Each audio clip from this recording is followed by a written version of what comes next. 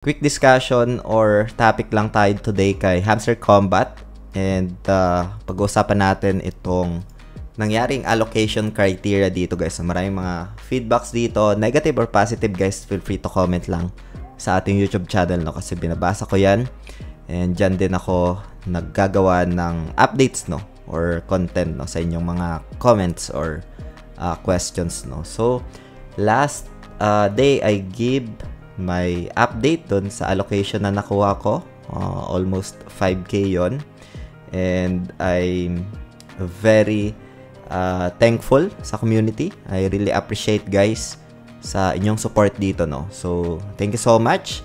And sa mga gantong scenario, guys, marami naman tayong mga ginagawang video before.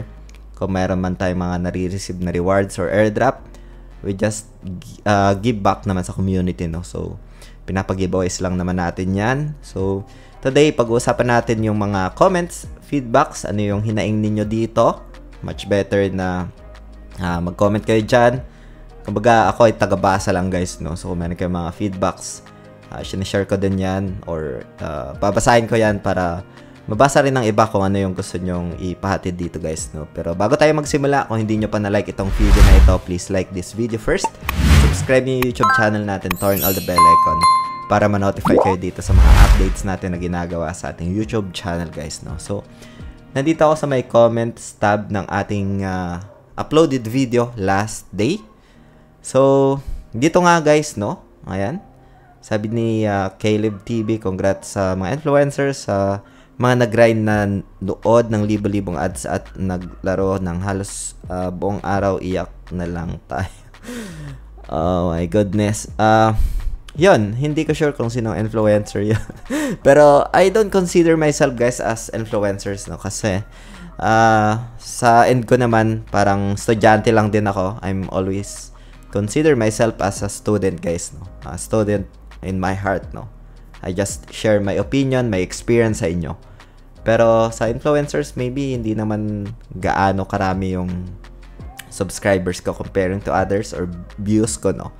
Pero yun, isa ito sa mga naging issues doon sa mga sobrang dami talagang na-invite, guys, no.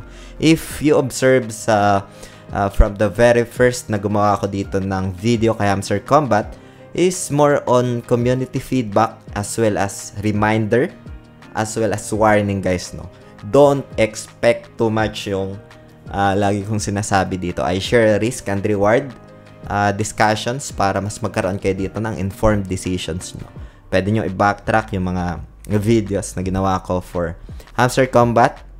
Meron tayong ideas or pinaka-demo kung paano mag-withdraw if ever man na malist na ito, dahil sobrang daming confused, sobrang daming nakakakuha ng misinformation into other platform na para kuha ng maraming invites is just they using itong mga established na e-wallets, just like GCash, na kung paano mag-withdraw. So ginawa natin yan ng pinaka-tutorials para maipakita kung paano siya gawin, ending up na hindi pa totally talaga siya na-withdraw, guys, no. During that time, binigyan natin yan ng updates for awareness, no, yung pinaka-demo na iyon. So yun, pwede yung panoorin yun, guys, and basa pa tayo dito ng mga comments, no. So sabi ni Delva, grabe karami na influencer, mas malaki pa nakuha kesa sa mga pagod maglaro dahil lang sa invite. Parang ang unfair, sobrang unfair nung gantong scenario, guys, no, kasi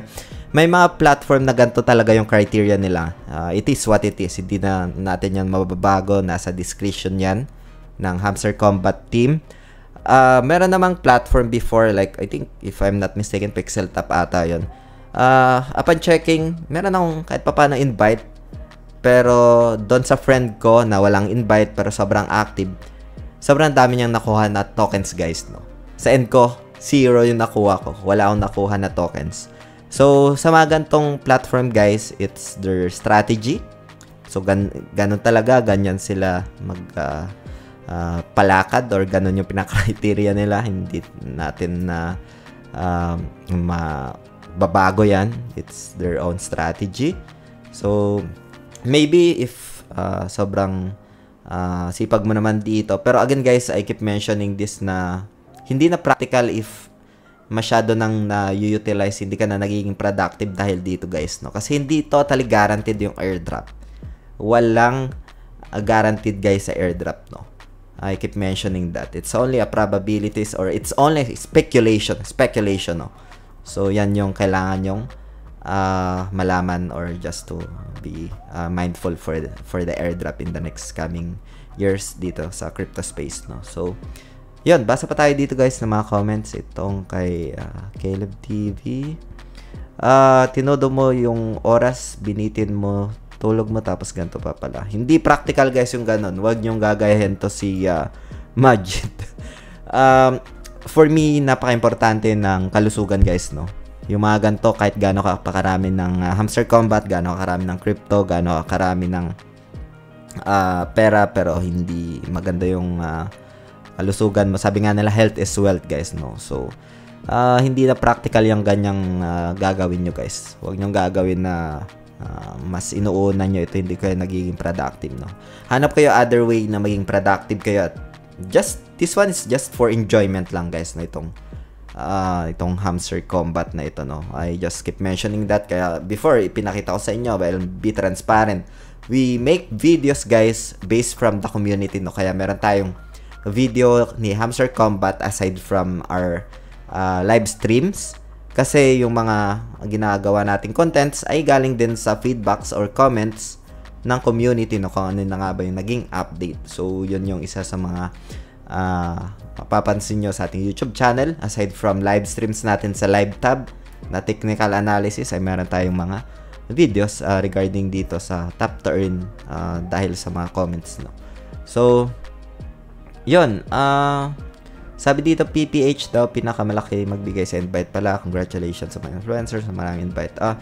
Itong PPH, I discussed this already guys, no? As well as yung earnings nila sa YouTube, as well as yung level guys, no? Wala akong specific doon, napaka-neutral ko lang doon sa discussion na yun before. Pwede nyong panoorin yun.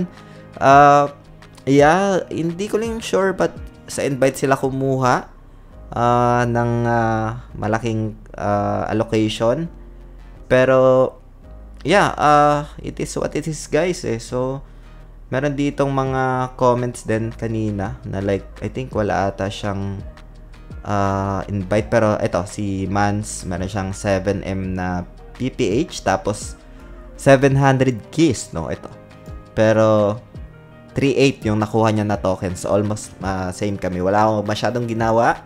Wala nga akong keys. I be transparent yan guys. I keep mentioning that for the past couple of days.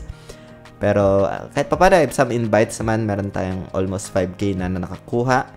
And sa mga ganyang rewards guys, no, I just give back naman yan sa community, just like we did for the past couple of years, like kay Trust Wallet Tokens, Natcoin, Dogs, Ton. Hindi ko na ma-mention yung iba dahil sa hindi ko na matandaan yung iba.